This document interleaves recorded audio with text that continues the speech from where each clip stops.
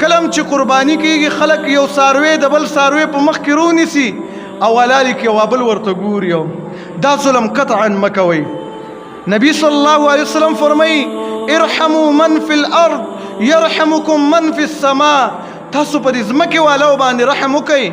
اسمان والا به په تاسو باندې رحم وکړي یعنی که د الله رب العالمین رحم غواړي په دې څاروو باندې ته رحم وکړه دوی ته د خلکو د نورو څاروو په مخ کې چاړه مه اچوه ځکه نور ورته ګوري که ستا په مخ کې ستا یو ورور څوک رونیسي پلار دې رونیسي بچی دې رونیسي مړ کوي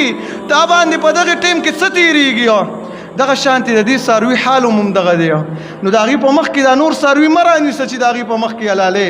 رحم وکړه که نه د دې ظلم بدله به الله رب العالمین د نه اخلي دا څاروي م انسان ته ازار کوي که نه دغه ازار در باندې ولګېدو انسان به عمر له بیا ځیله رانشي نو شفقت کوئ په دغه شیزونو باندې مه په دې ټیم کې چړې راخلئ هغې ته یې مخې ته کوئ داسې به م نه کې